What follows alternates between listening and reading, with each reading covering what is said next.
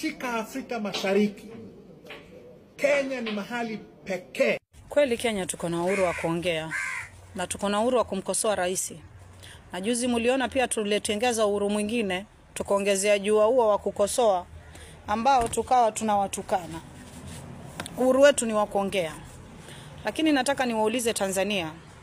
Mnafikiria Tanzania inabadilishwa tuna uhuru wa kuongea? Sisi tunaongea. Ni kipi kinachofanyika? Tumeongea, tumeandamana, watoto wetu wameuawa. 07 watu walikufa sana. Mpaka leo tujapata majibu. Ni nani aliyeua 07? Kesi ilienda kule, ilipelekwa, kesi ilirudi, na baadaye tukawapigia wale kura. Uhuru sisi tuko nao. Uhuru wa kuongea tuko nao. Tunapiga kelele sisi kila siku. Ni nini kinachofanyika? Hakuna kinachobadilika. Niwaambie kitu ambacho kimebadilika Tanzania tulipopata uhuru. Nini kiulizwa saa hizi?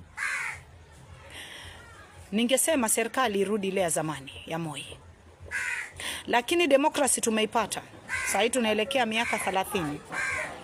Wallahi maafa ambayo tuko nao ni makubwa sana. Wananchi wamekufa wengi sana kushinda ile wakati wa Moi. Sasa hizi kila mtu anachukua sheria mkononi mwake. Hakuna sheria haifanyi kazi. Huu ndio upuuzi wa demokrasi.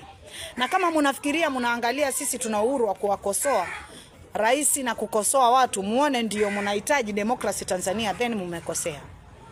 Tanzania ilianzana na demokrasi hata kabla sisi hatujataka demokrasi. Tanzania walianza kuadvocate mambo yao bungeni na kuzungumza masuala yao bungeni, sisi hata hatujafikiria. Tanzania iko very well organized katika masuala ya kupokea wageni, vile wataishi, na ni kina nani wataingia katika nchi na ni kina nani wataondoka katika nchi. Kwetu Kenya hakuna hilo. Migration yetu ni price tag. Pale katika boda yetu kunaingia silaha, kunaingia materrorist, kunaingia kila mtu, hata wananchi ambao hatuwataki. Tuko na wananchi wa kutoka nchi zingine saa hizi hapa ambao wamenunua vitambulisho 150,000 birth certificate na tunawaita wa Kenya. Hivyo ndivyo demokrasi inafanya. Tuko na corporation, institute,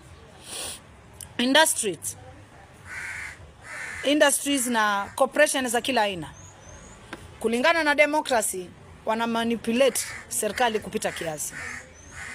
Mnafikiria uhuru wa kuongea utakuletea elimu nzuri shule kwa watoto wako?